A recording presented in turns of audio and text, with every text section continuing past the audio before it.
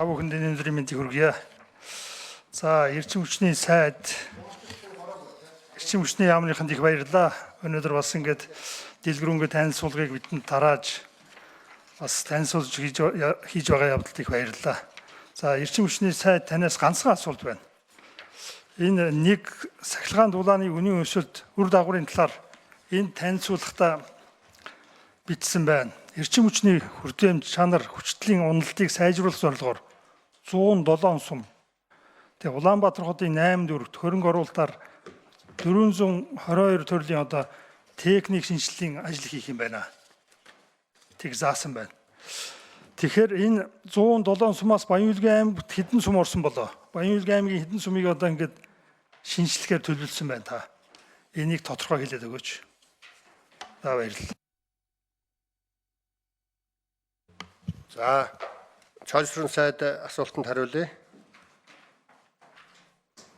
За, Жангабил гишүүний асуултанд хариулъя. Бид уулна 2024 оны төгсгөлд эрчим хүчний үнийг нэмэгдүүлсэний дараа 2025 онд энэ 280 төгрөг бол эхний ээлжинд одоо энэ бөөрөлжүүдийн захилгаан станц, тосонгийн захилгаан станц гэх мэт шинэ их үйлсвэрүүдийн үнийн өөрчлөлтийг тусгаагүй ийм үн гэдгийг бас та бүхэнд хэлэх хэрэгтэй.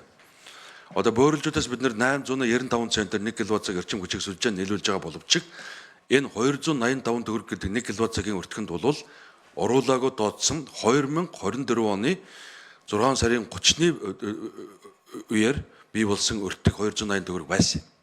Тэгээд энэ захилгаан эрчим хүчний үнийг нэг нэмэгдүүлсэн.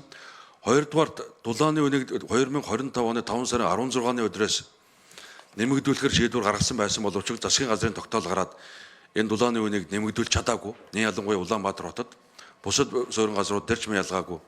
Гуравдугаарт цахилгааны үнийг дээр 280 төгрөгөд нэг удаа хүргээд түүнээс цааш инфляцийн түвшин, валютын анш, импортын цахилгаан эрчим хүчний үн шинээр бий болж байгаа цахилгаан эрчим хүчнүүдийн их үйлсвэрүүдийн үнээс шалтгаалаад индексжүүлнэ гэсэн ийм бодлого эрчим хүчний үндэсний хороо эрчим хүчний яам эрчим хүчний зохицуулах хорон дээр бид нэр ийм ойлголттой явж байсан чинь манай энэ нөхцөл байдал энэ шинжил маань яг газрын дунд талд очоод зогссон байгаа ийм нөхцөл байдалтай үүсэж байгаа юм. Тийм учраас энэ зорилт төвшингүүдэд өөрчлөлт оруулаад саяны миний дурдсан 107 сум болон 422 арга хэмжээний нилээдгүй хэсгийг нь буцааж хийж чадахгүй нөхцөл байдал үүсчихэд байна. Гэтэл сая 2023 оны 3 дугаар сарын дундуур засгийн газрын тогтоол гараад эрчим хүчний салбарын үйлдвэр компаниудын 66%-ийг Эрчис Монгол гэдэг компани эзэмшихээр 34%-ийг нь эрчим хүчний яам эзэмшихээр ийм засгийн газрын тогтоол гарсан. Энэ засгийн газар тогтоол гарсны дагуу хувьцаа эзэмшигчдийн хурал зарласан одоо Эрчис Монгол компани энэ тооцоогоо байгуулах тэгээд бусад менежментийн эрх Эрчис Монгол компанид шилжиж байгаа гэдгийг баг та бүхэнд хэлье. Энэ 422 сумаас тодорхой хэмжээний энэ шинжилгээний асуудлууд бол буцаж хасагдахаас ондоо аргагүй нөхцөл байдалд орсон гэдгийг бас хэлье. Тэгэхээр энэ Эрчис Монгол компани энэ зорилт төвшингээ шинжилж батлаад энэний дараа танд эцсийн мэдээлэл хүргүүлэхгүй болвол энэ нөхцөл байдлаас шалтгаалаад бид нар олон нийтэд буруу хүлээлт үүсгэх ийм төвөгтэй байдал үүсэж байгаа юм. Зүгээр эрчим хүчний сайдын төсөв багц дээрээс та бүхэн улсын хурлын 2025 оны улсын төсөв баталж өгтөө бүс нутгийн цахилгаан хангамж төслийг хэрэгжүүлэхээр 59 тэрбум төгрөгийн төсөв дөртөгтэй 2025 онд санхүүжих дүн 28 тэрбум төгрөгийн ажил хийж өгсөн.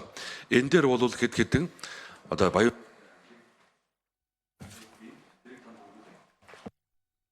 За, чөлсрөн сайд Жангабил гишүүн нэмж тодруулж асууя.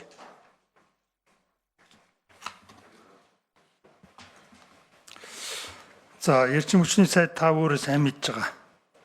Сумуудад бол эрчим хүчний хүртээмж чанар хүчтлийн уналт гэдэг чинь баг байхгүй дээ. Бид бол ингээд тойргоор явахдаа байнга иргэд асуудаг тийм асуудал. Тэгэхээр та танилцуулган дээр энд биччихэд сая бас шаал өрөм яриад ах юм. Зовлон байна л да, асуудалгүй. Гэхдээ энийг даван тулах хэрэгтэй.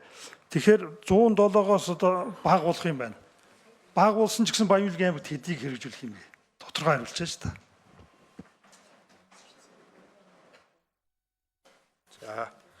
За 5 номерын микрофонд чойсрын сайд хариулъя.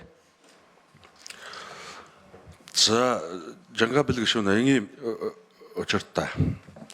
Одоо бодлогдсон байгаа зорилт төвшөнд төрийн амжилт компаниудын зорилт төвшөнд бол 107 сум дээр 422 төрлийн техник шинжилтийн ажлууд хийгдсэн байна. Гэтэл 2025 оны 3 дугаар сард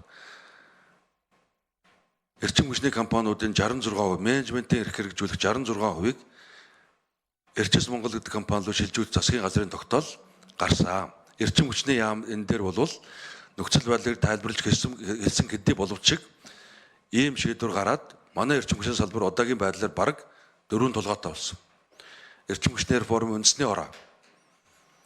Инх цэцэг гишүүнтэй ахлуулсан хуулийн төсөл боловсруулах ажлын хэсэг их хурлаар бий. Одоо Эрчим Монгол гэж компани болсон.